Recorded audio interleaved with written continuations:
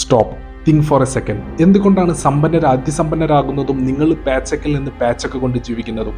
നിങ്ങൾ നന്നായിട്ട് hard work ചെയ്യുന്നുണ്ട്, റൈറ്റ്? എന്നാൽ നമ്മുടെ നാട്ടിലെ കൺസ്ട്രക്ഷൻ വർക്കേഴ്സ്, ടീച്ചേഴ്സ്, നഴ്സസ് ഇവരെല്ലാവരും നന്നായിട്ട് ഹാർഡ് വർക്ക് ചെയ്യുന്നവരാണ്. ഇവരെല്ലാവരും മില്യനേഴ്സ് ആണോ? ഒരിക്കലുമല്ല. ഇവിടെയാണ് നിങ്ങൾ ചിന്തിക്കേണ്ടത്. The real people, the real wealthy people, they are playing A different game. അവരൊരിക്കലും നമ്മുടെ റൂൾസ് അല്ല അവർ ഫോളോ ചെയ്യുന്നത്. അവരുടെ റൂൾസ് അവർ തന്നെ ബിൽഡ് ചെയ്തിട്ട് ആ ഒരു റൂൾസിനകത്തുള്ള ഒരു ചെറിയ സർക്കിളിനകത്ത് അകപ്പെട്ടു പോയവരാണ് നിങ്ങൾ. ഈ ഒരു കാര്യം നിങ്ങൾ എത്രയും പെട്ടെന്ന് മനസ്സിലാക്കുമോ അത്രയും പെട്ടെന്ന് നിങ്ങൾക്ക് ആ ഒരു സർക്കിളിൽ നിന്ന് പുറത്ത് കടന്നിട്ട് നിങ്ങളുടേതായ ഒരു ലൈഫ്, നിങ്ങളുടേതായിട്ടുള്ള ഒരു വെൽത്തി ലൈഫ് നിങ്ങൾക്ക് ബിൽഡ് ചെയ്യാൻ വേണ്ടിയിട്ട് പറ്റും.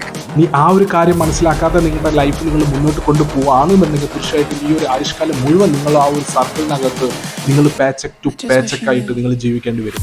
ഈ ഒരു വീഡിയോ മുഴുവനായിട്ട് കണ്ട് കഴിയുമ്പോൾ തീർച്ചയായിട്ടും നിങ്ങളുടെ ഒരു പെർസ്പെക്റ്റീവ് ഓഫ് തിങ്കിങ് നിങ്ങൾക്ക് നല്ല രീതിയിൽ മാറ്റാനും പുതിയ തീരുമാനങ്ങൾ എടുത്തിട്ട് നിങ്ങളുടെ ലൈഫ് നിങ്ങൾക്ക് മുന്നോട്ട് കൊണ്ടുപോകാനും വേണ്ടിയിട്ട് പറ്റും. അതുകൊണ്ട് നമുക്ക് നേരെ വീഡിയോയിലേക്ക് പോകാം. Let's start.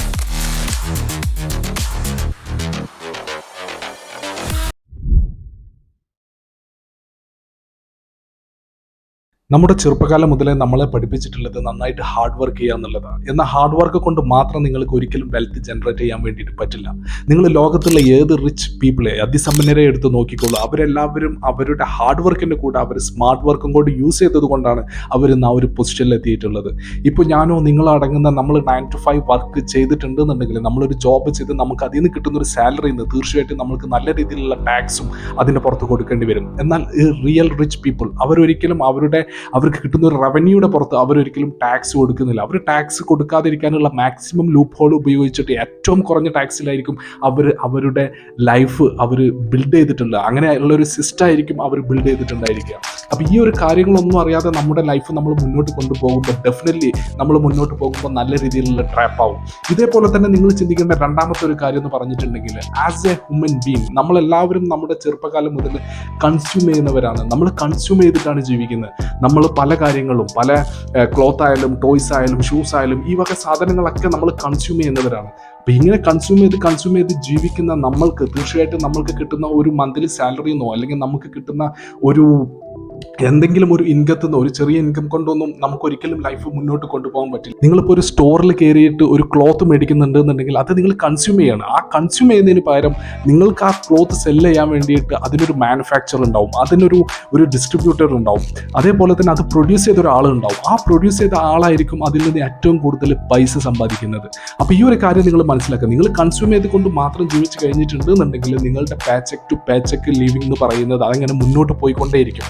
പക്ഷേ നിങ്ങളൊരു പ്രൊഡ്യൂസർ ആവുകയാണെന്നുണ്ടെങ്കിൽ, നിങ്ങൾക്ക് നല്ല രീതിയിലുള്ള പ്രൊഡക്റ്റും സർവീസുകളും ബിൽഡ് ചെയ്തിട്ട് അത് നിങ്ങൾക്ക് സെല് ചെയ്യാൻ പറ്റുന്നുണ്ട് എന്നുണ്ടെങ്കിൽ നിങ്ങൾക്ക് തീർച്ചയായിട്ടും നല്ല രീതിയിലുള്ള ഒരു സമ്പത്ത് ബിൽഡ് ചെയ്യാൻ വേണ്ടിയിട്ട് പറ്റും. The rich follow a simple formula, they control മണി.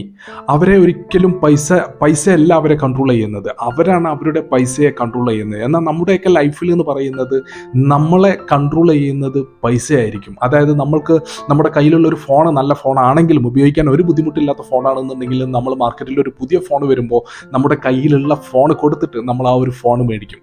അതേപോലെ തന്നെയാണ് നമ്മുടെ എല്ലാ കാര്യങ്ങളും നമ്മൾ ഈ രീതിയിലായിരിക്കും നമ്മൾ കൺസ്യൂം ചെയ്യുന്നത്. അതായത് നമ്മുടെ കയ്യിൽ ഇല്ലാത്തൊരു കാശ് ഉണ്ടെന്നുണ്ടെങ്കിൽ നമ്മൾ EMI ഇട്ടിട്ടാണെന്നുണ്ടെങ്കിലും ഡെപ്റ്റ് മേടിച്ചിട്ടാണെന്നുണ്ടെങ്കിലും നമ്മൾ എങ്ങനെയെങ്കിലും നമ്മൾക്ക് ആവശ്യമുള്ള സാധനങ്ങൾ നമ്മൾ മേടിക്കും. എന്നാൽ നമ്മൾ ഈ മേടിക്കുന്ന എല്ലാ സാധനങ്ങളും ഇറ്റ്സ് എ ലയബിലിറ്റി. ആ ഒരിക്കലും നമ്മൾക്കൊരു അസറ്റ് ക്രിയേറ്റ് ചെയ്യാൻ വേണ്ടിയിട്ട് പോകുന്നില്ല. എന്നാൽ ഇവിടെ നിങ്ങൾ നോക്കേണ്ടത് ഇത് റിയൽ ഈ സമ്പന്നരായിട്ടുള്ള ആളുകൾ എന്ന് പറയുന്നത് അവരുടെ പൈസ യൂസ് ചെയ്തിട്ട്, നിങ്ങൾ ഒരു ഐഫോൺ ആണ് മേടിക്കുന്നതെന്നുണ്ടെങ്കിൽ അവർ ചിലപ്പോൾ ഐഫോണിൻ്റെ കമ്പനിയിൽ ഒരു സ്റ്റോക്ക് ആയിരിക്കും മേടിച്ചിട്ടുണ്ടാവുക, അല്ലെങ്കിൽ അവർ ഐഫോണിൻ്റെ ആ കമ്പനിയിലായിരിക്കും അവർ ഇൻവെസ്റ്റ് ചെയ്തിട്ടുണ്ടാവുക. അത് ത്രൂ അവർക്ക് നല്ല രീതിയിലുള്ള ഒരു അസറ്റ് ബിൽഡ് ചെയ്തിട്ട് അതിൽ നിന്ന് നല്ല രീതിയിലുള്ള ഒരു ക്യാഷ് ഫ്ലോ അവർക്ക് ജനറേറ്റ് ചെയ്യാൻ വേണ്ടിയിട്ട് പറ്റും. നമ്മൾ മേടിക്കുന്ന ഷൂസിനോ ഫോണിനോ അടുത്തൊരു 10 ദിവസം കഴിഞ്ഞാൽ അല്ലെങ്കിൽ ഒരു 50 ദിവസം കഴിയുമ്പോഴത്തേക്ക് അതിൻ്റെ ലയബിലിറ്റി, അതിൻ്റെ ഒരു വാല്യൂ എന്ന് പറയുന്നത് 20%, 30%, 50%, ഈവൻ 100% വരെ താഴെയായിരിക്കും. അപ്പോൾ ഈ ഒരു കാര്യം മനസ്സിലാക്കിയിട്ട് ജീവിക്കുക. നിങ്ങൾക്ക് കിട്ടുന്ന പേച്ചക്ക് എന്ന് ജീവിക്കാതെ നിങ്ങൾക്ക് കിട്ടുന്ന എമൗണ്ട് നല്ല രീതിയിൽ വിനിയോഗിക്കുകയാണെന്നുണ്ടെങ്കിൽ തീർച്ചയായിട്ടും നിങ്ങൾക്ക് നല്ല രീതിയിൽ മുന്നോട്ട് പോകുമ്പോൾ നല്ല രീതിയിലുള്ള ഒരു ലൈഫ് നിങ്ങൾക്ക് ബിൽഡ് ചെയ്യാൻ വേണ്ടിയിട്ട് പറ്റും. Now listen carefully. നമ്മുടെ എഡ്യൂക്കേഷൻ സിസ്റ്റം ഒരിക്കലും നമ്മളെ വെൽത്ത് ക്രിയേറ്റ് ചെയ്യാനല്ല പഠിപ്പിക്കുന്നത്. നമ്മുടെ എഡ്യൂക്കേഷൻ സിസ്റ്റം നമ്മളെ പഠിപ്പിക്കുന്നത് ഒരു എംപ്ലോയി ആയിട്ട് ജീവിക്കാൻ വേണ്ടിയിട്ടാണ്. നമ്മുടെ സൊസൈറ്റി നമ്മളെ പഠിപ്പിക്കുന്നത് കൺസ്യൂം ചെയ്ത് ജീവിക്കാൻ വേണ്ടിയിട്ടാണ്. അതേപോലെ തന്നെ ബാങ്കുകൾ, നമ്മുടെ നാട്ടിലെ ബാങ്കുകൾ നമ്മൾ കടക്കാരനായിട്ട് ജീവിക്കാനാണ് അവരുടെ ആഗ്രഹം. കാരണം എന്താണെന്ന് പറഞ്ഞാൽ നമ്മൾ എത്രത്തോളം ലോൺ എടുക്കുന്നോ അതിനനുസരിച്ചിട്ട് അവരുടെ റവന്യൂ, അവർക്ക് നല്ല രീതിയിലുള്ള പ്രോഫിറ്റ് അതിൽ നിന്ന് ജനറേറ്റ് ചെയ്യാൻ വേണ്ടിയിട്ട് പറ്റും. അപ്പോൾ ഈ ഒരു കാര്യങ്ങളൊക്കെ നിങ്ങൾ മനസ്സിലാക്കുക എന്നുള്ളത് വളരെ ഇമ്പോർട്ടൻ്റ് ആയിട്ടുള്ളൊരു കാര്യമാണ്. നിങ്ങൾക്ക് എത്ര ക്യാഷ് കിട്ടിയാലും, നിങ്ങൾക്ക് എത്ര ക്യാഷ് ഫ്ലോ നിങ്ങൾ ജനറേറ്റ് ചെയ്യുകയാണെന്നുണ്ടെങ്കിലും നിങ്ങൾക്ക് കിട്ടുന്ന എമൗണ്ടിനെ നിങ്ങൾ നല്ല രീതിയിൽ യൂസ് ചെയ്യുക, നിങ്ങൾ നല്ല രീതിയിൽ ഇൻവെസ്റ്റ് ചെയ്യുക, നിങ്ങൾ നല്ല നല്ല സ്റ്റോക്കുകൾ കണ്ടെത്തിയിട്ട് അങ്ങനെയുള്ള സ്റ്റോക്കുകളിൽ നിങ്ങൾക്ക് ഇൻവെസ്റ്റ് ചെയ്യുക. അതല്ല നിങ്ങൾക്ക് നല്ല രീതിയിലുള്ള പ്രൊഡക്റ്റോ സർവീസോ നിങ്ങൾക്ക് ഒരു മാർക്കറ്റിലേക്ക് കൊണ്ടുവരാൻ പറ്റുന്നുണ്ടെങ്കിൽ അതിനനുസരിച്ചിട്ടുള്ള നല്ല രീതിയിലുള്ള ഇൻവെസ്റ്റ്മെൻറ്റ് ചെയ്തിട്ട് നിങ്ങൾക്ക് അങ്ങനെയുള്ള പ്രൊഡക്റ്റോ സർവീസോ നിങ്ങൾ മാർക്കറ്റിലേക്ക് കൊണ്ടുവരിക. അത് വെച്ചുകൊണ്ട് നിങ്ങൾക്ക് നല്ല രീതിയിൽ മറ്റുള്ളവർക്ക് സെൽ ചെയ്തതിന് ശേഷം അതിന് നിങ്ങൾക്ക് നല്ല രീതിയിലുള്ള റവന്യൂ ജനറേറ്റ് ചെയ്തിട്ട് നിങ്ങൾക്ക് നല്ല രീതിയിലുള്ള ലൈഫ് നിങ്ങൾക്ക് ബിൽഡ് ചെയ്യാൻ വേണ്ടിയിട്ട് പറ്റും. ഞാനിനി പറയാൻ പോകുന്നത് 3 വെൽത്ത് വെപ്പണാണ്. അതിൽ ഒന്നാമത്തേത് എന്ന് പറയുന്നത് ഓണർഷിപ്പാണ്.